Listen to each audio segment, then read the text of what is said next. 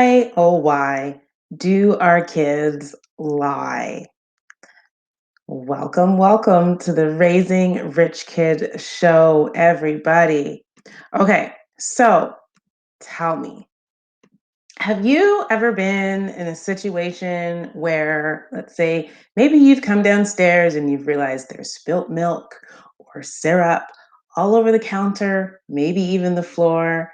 You turn around to your kids and you're like, who did this? And everyone's like, it wasn't me. Have you ever maybe looked at your son or daughter and realized there's a chunk of hair missing from your bangs? Who cut your hair? You look at them and they're like, I don't know. You ask them, do you have homework? Have you finished your homework? You get an answer that you know is incorrect. Have you ever been in any one of these situations? I think I can probably go on. If any of these sound familiar, comment below and let me know. Give me a 1 in the comments if this sounds familiar. Have you ever maybe gone into your child's bedroom, or maybe better yet, maybe in your family room and seen crayon all over your hardwood floors or all over the wall? And then again, you look at your child or children and you say, who did this? No response, or everyone points to the other person and they're like, they did it, he did it, I didn't do it. Something crashes, bangs, and you hear something falling into pieces on the floor. You ask, who's responsible for this? I didn't do it. I don't know what happened. You get a lot of lies. As I said, I can probably go on forever.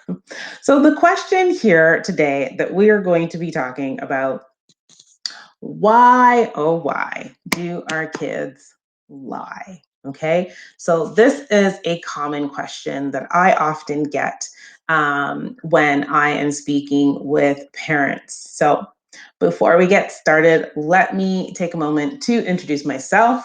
My name is Marlene Spence. I am the host here of the Raising Rich Kid show, which stands for Responsible, Independent, Confident, and Happy. I'm the founder of Cornerstone Family Services, where we empower parents to raise rich kids. I am a mom and I'm a behavior specialist. I'm a parenting strategist, and so I'm the one that parents and educators go to when they are having some challenges with their children, some and parenting challenges, and they want some positive, practical solutions. Now, let's get started. So, from my 20 years experience of just being in the field and helping families, and also from my experience of being a parent, I would have to say the number one reason why our kids often lie to us is because of fear. Okay? Fear or avoidance.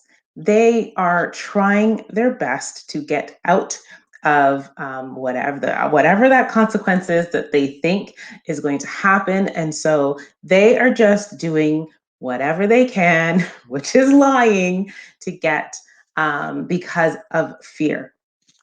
Okay, they don't know what's going to happen if they tell the truth. They're fearful what's going to happen if they tell the truth, and so they lie. Okay, and so the number one reason why kids are lying to you is because they're afraid. So you might think, yeah, okay, this still doesn't make any sense. They know they're going to get in trouble if they lie. So why on earth do they keep on lying? It doesn't even make sense. And you are right. Logically, it doesn't make sense.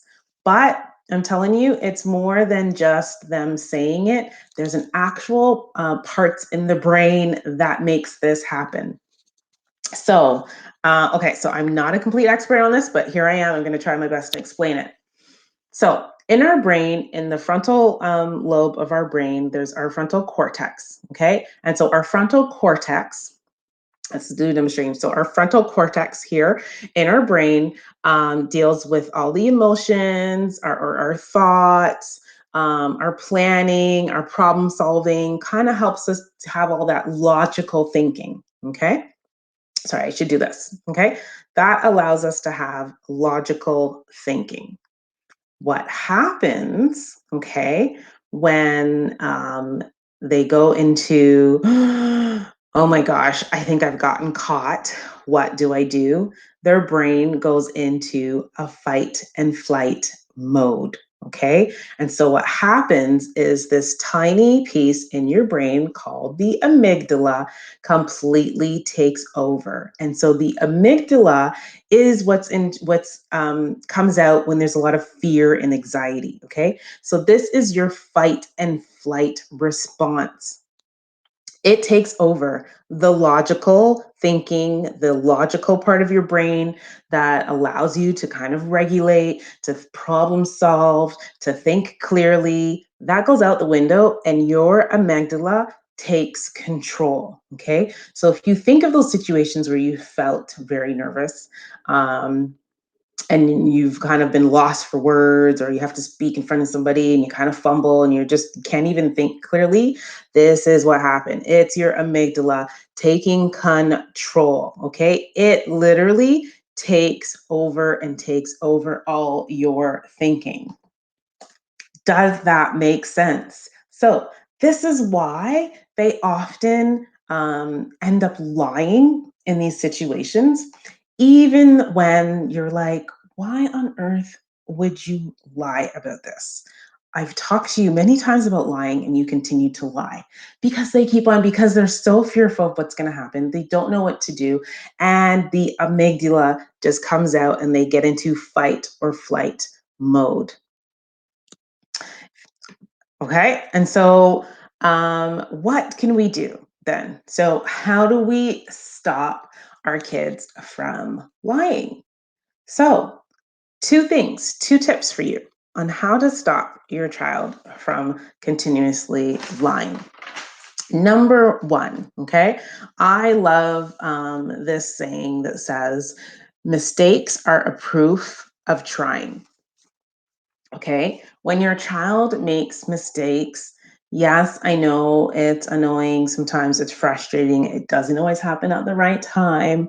But mistakes are a proof of trying. And so acknowledge their efforts when they make mistakes. Okay. So when they spoil, when they were trying to be independent, they were trying to put their milk into the cereal bowl all on their own, and the cereal ended up going everywhere else except for inside the bowl.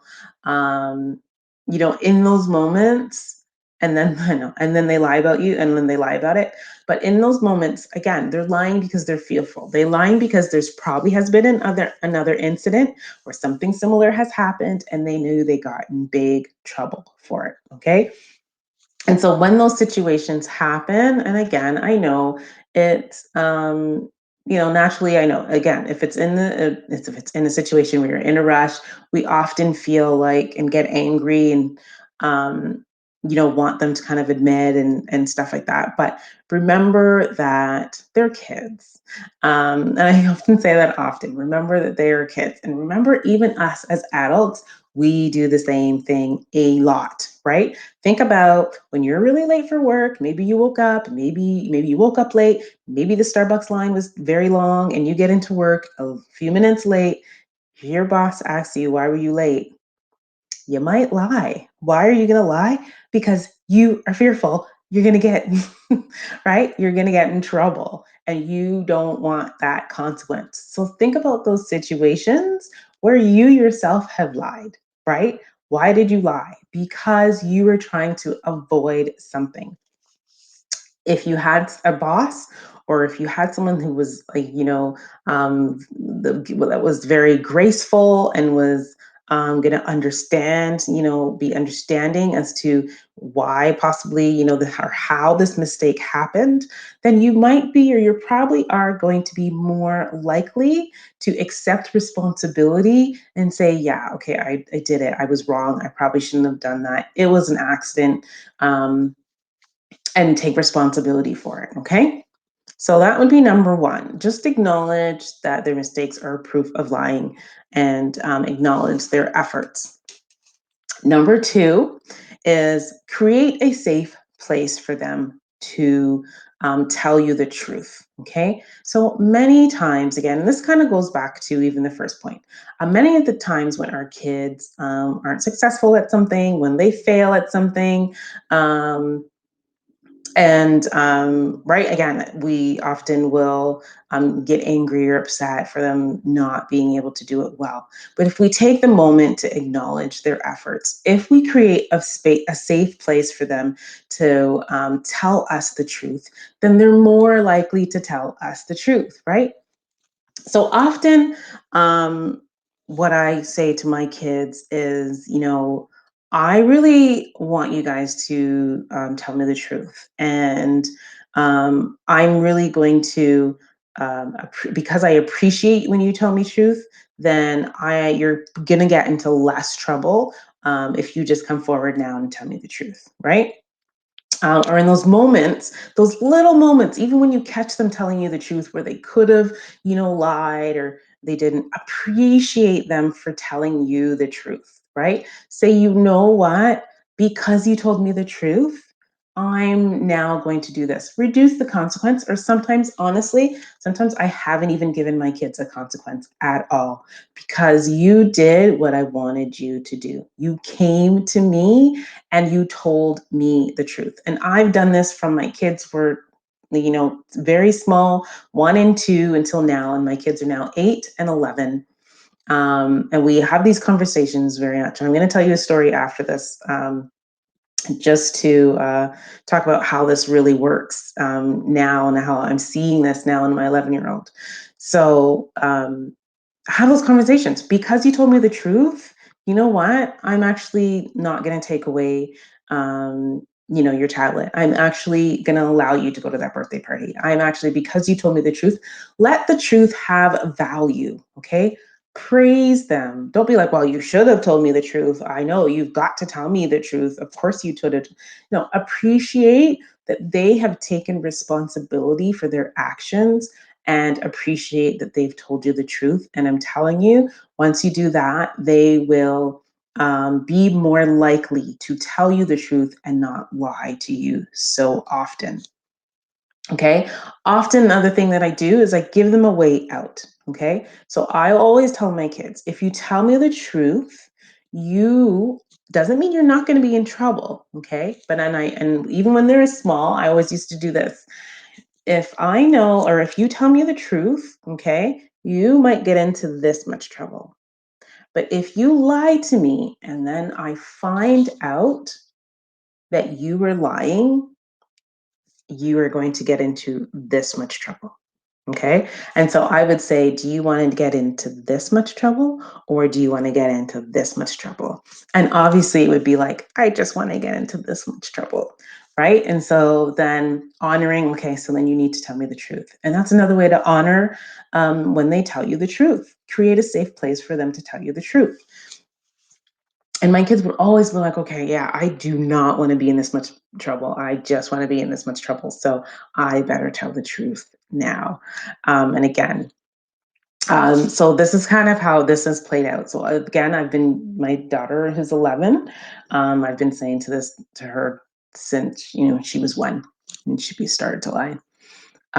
And it really came true to me, or I really realized how important it was, and how I've taught them to tell the truth during a situation. So my daughter's 11. It's all about social media and can I have my own Instagram and I want my own phone and all this stuff. So um, I've told her, no, you're not, no, I'm not having a phone yet. You're not going to be on Instagram yet. But she wanted to kind of just do like Google Hangouts, kind of like a chat room, be in a chat room thing with her friends. So at that time I had said, you know what, I'm not sure about that. Okay. I don't think so right now. I don't know who these friends are that you're going to be chatting with. So right now, and I kind of had left it at that. Meanwhile, she had set up an account, or after this conversation, she had set up an account and had actually started like having chats with her friends. And it just lasted, I think, 2 days. And then she came to me in tears. And she said, Mommy, I really have something that I want to share with you. I want to let you know that I did something and I was lying. Because there was at one point where I was like, What are you doing on the computer? And she was like, Oh, nothing. And she said, You know what? I just felt really bad. I don't like lying to you. And I want to come to you and I want to tell you the truth. It like, and because she told me the truth, I actually allowed her to now have the chat with the friends, and I know the friends that she's going to be with, etc. But to me, that was just so important. She is at 11, and I want to build a connection and relationship with her. And this is where it starts. More tips on all of that in the previous um, episodes that I've done on raising a preteen. But having that connection and having her be able to tell me the truth, just like it was such a proud parenting moment. And that's what truly we want for our kids, right?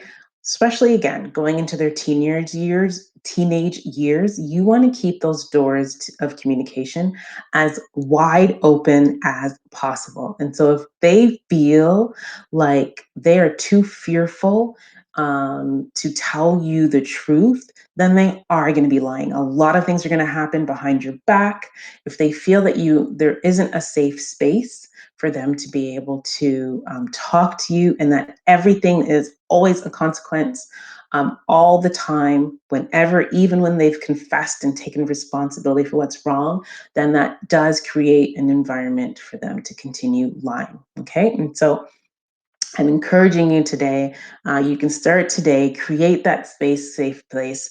In the other episodes, I can't even remember what number right now. I think it was, yeah, I think it's raising a preteen. I talk about connecting with your child. Start with there by creating a space, safe space, and connecting. Go check out that episode for more details. But yes, create a safe space so that they can feel like, hey, even when I mess up, I know I still have a safe place that I can go to and not totally be condemned. And they're gonna, give me a little grace and understanding, and it's gonna be okay. So that's a wrap. That's a wrap for today's session.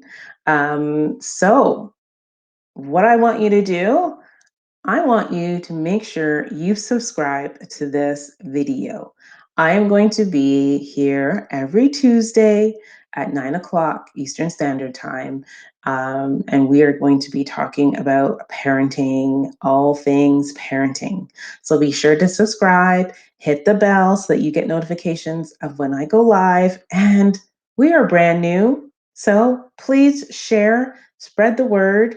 Let everybody know there's an awesome new YouTube parenting show called The Raising Rich Kids. And I'm here if you have any questions. Be sure to hit me up on Instagram. That's at Cornerstone FS, Cornerstone, and then the letter F and the letter S. On there, I would love to hear some more, any topic suggestions that you have for me in the future. I'm going to be having some guests on the show as well. Looking forward to that. It's going to be awesome. Thank you, everybody, for watching. Take care and have a good night.